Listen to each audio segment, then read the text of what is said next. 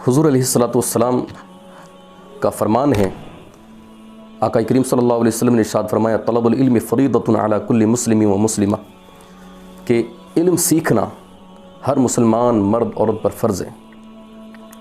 लेकिन आप दौर हाजिर का जायज़ा लें तो आपको पता चलेगा कि हुजूर ने जिस इल्म को फ़र्ज़ करार दिया कि इस्लाम की तालीम ज़रूरी है, आज जिस तरह दुनिया जा रही है, जिसकी तरफ रुख करके अंग्रेज़ और मगरबी तहज़ीब की तरफ, इसी तरीके पर मुसलमान चल पड़ा है। जिस तालीम को अल्लाह के रसूल ने फ़र्ज़ किया, वो तालीम हमारे मुआशरे के अंदर न होने के कैसे कैसे नुकसानात हैं, आप और हमारे दरमियान ये चीज़ मौजूद है।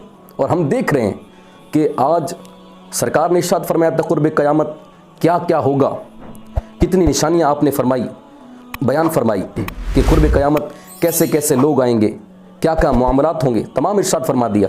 फिर भी ये सब चीज़ें देखने के बावजूद भी इस्लाम से इतनी दूरी लोगों ने बना करके रखी है कि उस इंग्लिश को जिसके लिए लोग हज़ारों तड़प रहे हैं, परेशान हैं, कॉलेजों का चक्कर लगा रहे हैं, यूनिवर्सिटियों का चक्कर लगा रहे हैं, उनको नौकरी कहीं मिलती नहीं है, लेकिन फिर भी हर मुसलमान अपने बच्चे को इंग्लिश मीडियम में क्या है कि ज़माना तरक्की कर रहा है, इंग्लिश के बगैर गुजारा नहीं है।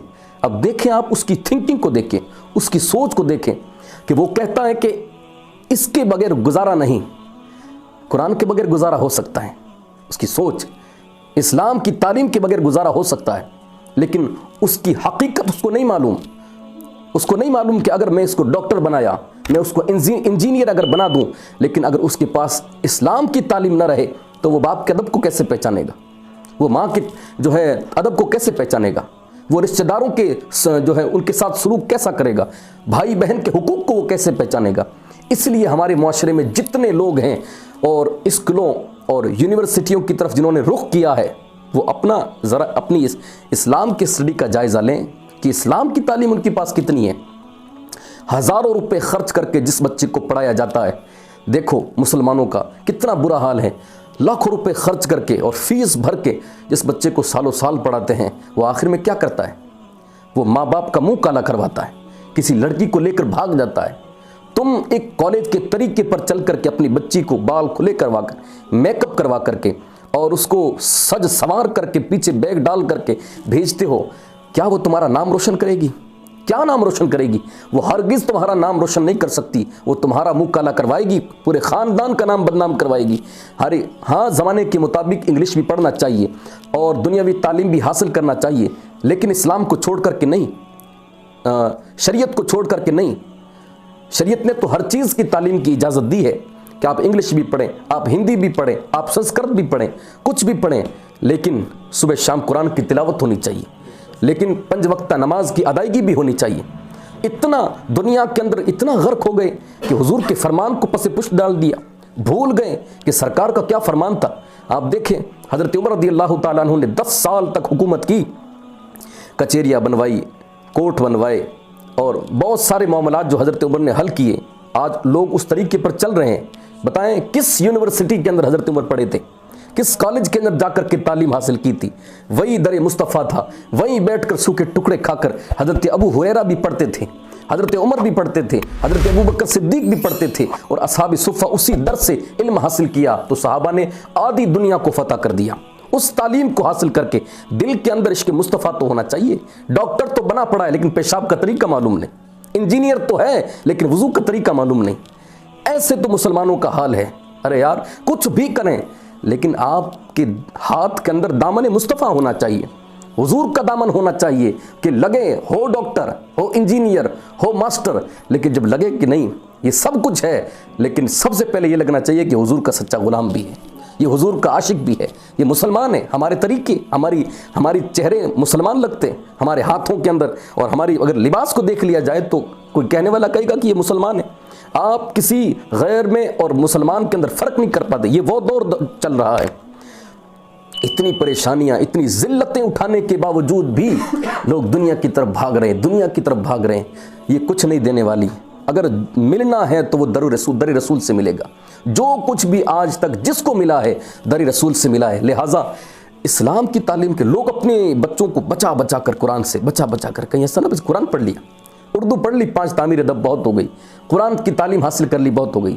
وہ بچپن جو قرآن پڑھا تھا، آج تک قرآن کے اوپر مٹی جم رہی ہے، لیکن اٹھا کر کبھی گھر میں قرآن نہیں دیکھتا، اتنا کونے میں اٹھا کر اوپر رکھتے ہیں۔ اتنا ادب نہ ہونا چاہیے کہ ہاتھ کبھی نہ پہنچے ہمارا، اتنا تو ہونا چاہیے کہ یار کم سے کم قرآن کو اٹھا کر کے ایک مرتبہ تلاوت اس کی کر دی جائے۔ لوگوں کے گھروں کے حالات دیکھیں آپ، برکتیں اٹھ رہی ہیں، لوگ گھروں کے اندر جھگڑے پیدا ہو رہے ہیں۔ بتاؤ، تعلیم وہ ہونی چاہیے جب آ جائے تو وہ معاشرہ سمجھ جائے، گھر پورا ماحول اس کا روشن ہو جائے۔ گھر کے اندر اگر اسلامی تعلیم کے بغیر کوئی چیز ہوگی، اسلامی تعلیم ایسی تعلیم ہے، اگر آپ اپنی بچی کو پڑھاؤ گے نا، تو اگر وہ کہیں سے گزرے گی تو لوگ سمجھ لیں گے کہ یہ کسی مسلمان کی بیٹی ہے یا غیر کی بیٹی ہے۔ حضور حضرت فاطمہ رضی اللہ تعالیٰ عنہ کے طریقہ ہماری اولاد کے اندر موجود ہونا چاہیے، ہماری بیٹیوں کے اندر موجود ہونا چاہیے۔ دور حاضر بڑا ہی خطرناک اور دردناک ہے ہمارے لیے، زہر ہے سمجھ لیں۔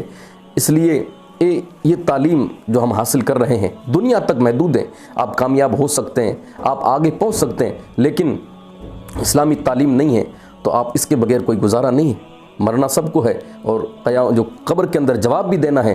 اگر آپ کو یہ نہیں معلوم کہ من ربک کا کیا مطلب ہے، ما دینک کا کیا مطلب ہے، ما کنت تقول فی شان حاضر رجل کا کیا مطلب ہے، تو کیا جواب دیں گے آپ؟